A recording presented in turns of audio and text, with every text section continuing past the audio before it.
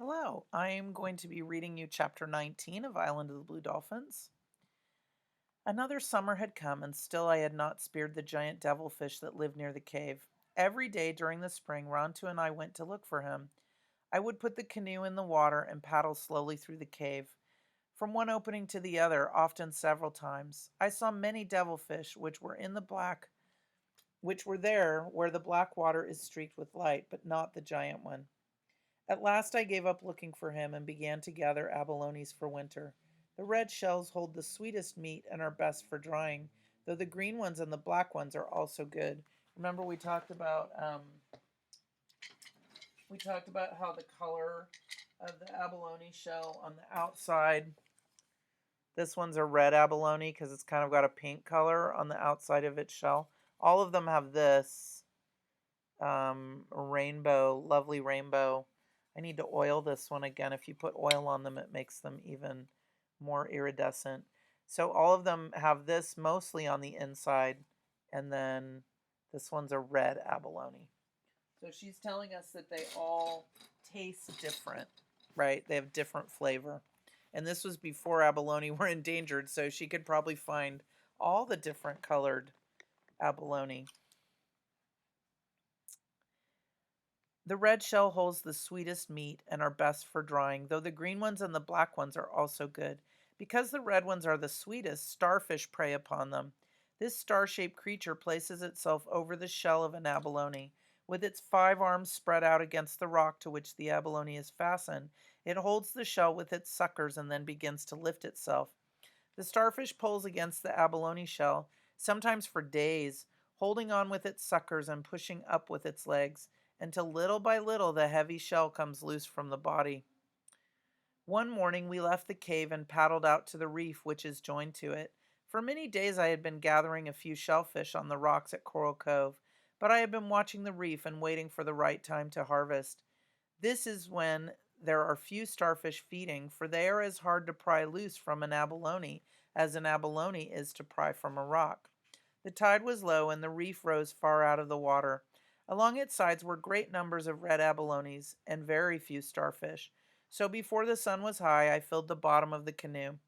The day was windless, and since I had all I could carry, I tied the canoe, and with Rontu following me, climbed onto the reef to look for fish to spear for our supper. Blue dolphins were leaping beyond the kelp beds. In the kelp, otter were playing at the games they never tired of, and around me everywhere the gulls were fishing for scallops. So this is a scallop shell. And so a scallop looks like this, right? And the scallop is actually a piece of, it's almost kind of like a rubbery, it tastes like, it kind of tastes like fish. It has a fishy taste to it. And it's like a giant marshmallow. Like it's shaped like a big, huge, oversized marshmallow. And usually, if you cook them in butter, they taste really good. But she's getting them out of their shell, right? You pull it out of the shell. And then these are kind of handy because once you're done eating the scallop, and you have the leftover shells, you can use these as plates, or like you can use it as to drink out of. Like if you cook the scallop and then you have like a little bit of juice in it, you can drink the juice. A lot of tribes took scallop shells and they just threw them in garbage dumps, right? Like when they're done eating.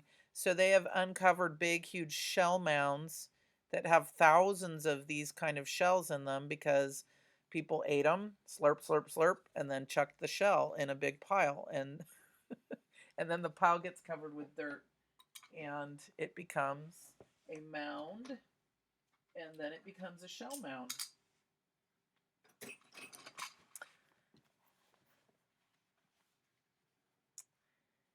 We are talking about scallops. Here we go. Let's see. And around me everywhere the gulls were fishing for scallops, which were numerous that summer.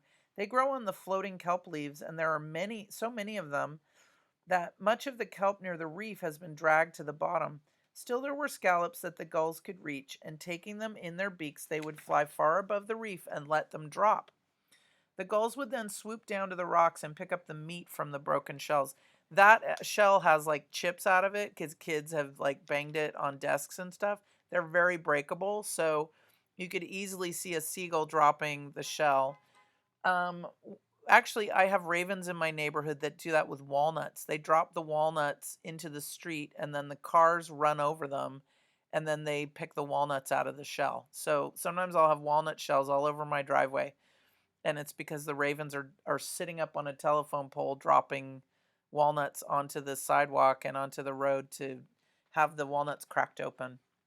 So the gulls are dropping scallop shells from the sky. The gulls would then swoop down to the rocks and pick the meat from the broken shells.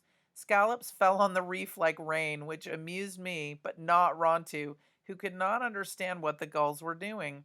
Dodging his way dodging this way and that, I went to the end of the reef where the biggest fish live.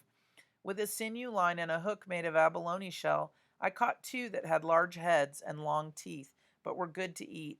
I gave one to Rontu, and on the way back to the canoe gathered purple sea urchins to use for dyeing. So dyeing cloth with purple. Rontu, who was trotting along in front of me, suddenly dropped his fish and stood looking down over the edge of the reef. There, swimming in the clear water, was a devilfish. It was the same one I had been hunting for. It was the giant. Seldom did you see any devilfish here, for they like deep places, and the water along this part of the reef is shallow. Perhaps this one lived in the cave and came here only when he could not find food. Rontu made no sound. I fixed the head of the spear and the long string that held it to my wrist, and then I crawled back to the edge of the reef.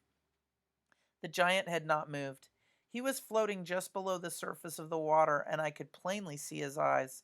They were the size of small stones and stood out from his head, with black rims and gold centers, and in the centers a black spot, like the eyes of a spirit I had once seen on a night that rain fell and lightning forked in the sky.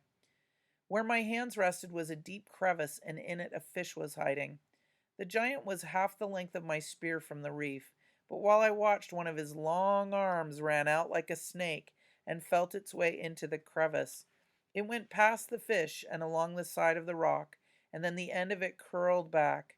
As the arm gently wound itself around the fish from behind, I rose to one knee and drove the spear. I aimed at the giant's head, but though it was larger than my two fishes and a good target, I missed. The spear struck down through the water and slanted off. Instantly, a black cloud surrounded the devilfish. The only thing I could see of him was the one long arm still grasping his prey. I jumped to my feet to pull in the spear, thinking that I might have a chance to throw it again. As I did so, the shaft bobbed back to the surface, and I saw that the barbed point had come loose. At the same moment, the string tightened. My grip on it broke, and aware that I had struck the devilfish, I quickly dropped the coils I held, for when the string runs out fast, it burns your hand or becomes entangled. The devilfish does not swim with fins or flippers like other things in the sea. He takes water in through a hole in the front of his body and pushes the water out behind through two slits. When he is swimming slowly, you can see these two streams trailing out, but only then. When he moves fast, you can see nothing except a streak in the water. The coils I had dropped on the rock hopped and sang as they ran, and there were no more of them. The string tightened on my wrist, and to lessen the shock, I leapt across the crevice in the direction the giant had taken. With the string in both hands, but still fastened to my wrist, I braced my feet on the slippery rock and leaned backwards. So those of you that have been fishing before, you know that you want the fish to pull so that they tire themselves out, right? And so you're going to let the fish pull. You're gently exerting pressure backwards in the opposite direction, making them put in an effort. So she's doing that to the devilfish. It's going to take off. It has the spear stuck in it, and it's going to take off, and she has the sinew, and she's like trying to hang on to it. With the string in both hands, but still fastened to my wrist, I braced my feet on the slippery rock and leaned backwards. The string snapped tight with the weight of the devilfish. It began to stretch, and fearing that it might break, I walked forward. Yet I made him pull me every step. He was moving toward the cave along the edge of the reef. The cave was a good distance away. If he got there, I would surely lose him. The canoe was tied just in front of me. Once I was in it, I could let him pull me until he grew tired. But there was no way to untie the canoe and still hold on to the string.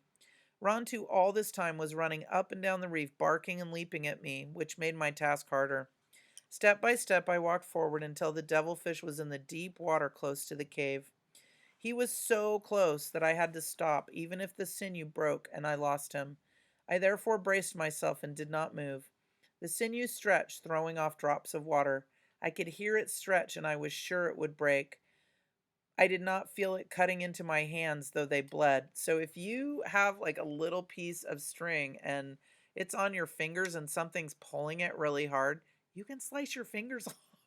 So she's sitting there, it's making her fingers bleed, and she's probably thinking, how badly do I want this devilfish, or how badly do I want my fingers? She's probably trying to decide. The pull suddenly lessened, and I was sure that he was gone, but the next instant I saw the string cutting the water in a wide circle. He was swimming off from the cave and the reef toward some rocks that were about twice the length of the string away. He would be safe there too, for among them there were many places to hide. I pulled in half the string while he was moving towards the rocks, but I soon had to let it out. It grew tight and again began to stretch. The water here was only a little over my waist, and I let myself down over the reef. There was a sandbar not far from the rocks, and stepping carefully over the bottom, which was full of holes, I slowly made my way toward it. Rontu swam along by my side. I reached the sandbar before the devilfish could hide himself in the rocks. The string held, and he turned about once more and swam toward the cave. Twice again he did this. Each time I took in some of the string. So every time the devilfish slacks the string off, she's tightening it, right? She wants to get it, just like when you're fishing, she wants to get the devilfish closer to her, but not close enough to, like, sting her or attack her. Each time I took in some of the string. The third time, as he came up in the shallow water, I walked backwards across the sandbar so he would not see me, and I pulled on the string with all my length. So she's going to try to flip him out of the water and onto the sand, right? Whatcha? The giant slid up on the sand. He lay with his arms spread out, partly in the water, and I thought he was dead. Then I saw his eyes moving. Before I could shout a warning, Ron, too, had rushed forward and seized him. Uh-oh, devilfish versus dog. Dog's gonna lose. Um, the devilfish was too heavy to lift or shake. As Rontu's jaws sought another hold, three of the many arms wound themselves around his neck. Devilfish are only dangerous in the water where they can fasten themselves to you with their long arms. These arms have rows of suckers underneath them, and they can drag you under and hold you there until you drown. But even on land, the devilfish can injure you, for he is strong and does not die quickly. This giant was flailing his arms, struggling to get back into the water. Little by little, he was dragging Rontu with him. I could no longer use the string because it was wound around Rontu's legs. The whalebone knife I used for prying abalones from the rocks was tied to a thong at my waist. The blade was thick at the point, but had a sharp edge. I dropped the coils of string and unfastened the knife as I ran. I ran past the devilfish and got between him and the deep water. So many of his arms were flailing that it was useless to cut any one of them. One struck me on the leg and burned like a whip. Sorry. Another, which Rontu had chewed off, lay wriggling at the edge of the water, as if it were looking for something to fasten onto. The head rose out of the twisting arms like a giant stalk. The gold eyes with their black rims were fixed on me. Above the sounds of the waves and the water splashing and Rontu's barking, I could hear the snapping of his beak, which was sharper than the knife I held in my hand. I drove the knife down into his body, and as I did this, I was suddenly covered, or so it seemed, with a countless number of leeches sucking at my skin. Fortunately, one hand was free, the hand that held the knife, and again I struck down through the tough hide. The suckers which were fastened to me and pained greatly lessened their hold. Slowly the arms stopped moving and then grew limp. I tried to drag the devilfish out of the water, but my strength was gone. I did not even go back to the reef for my canoe. though I did take the shaft and the head of the spear, which had cost me much labor, and the sinew line. It was night before Rontu and I got back to the house. Rontu had a gash on his nose from the giant's beak, and I had many cuts and bruises. I saw two more giant devilfish along the reef that summer, but I did not try to spear them. So, lesson learned, devilfish are not easy to hunt. So she's never going to try that again. All right, we will stop there. I'm glad it didn't drag Rontu into the water and drown him. Every time I read it, I get nervous, even though I know what's going to happen. All right, because I don't know what she would do without Rontu, right? Okay, thanks for joining me.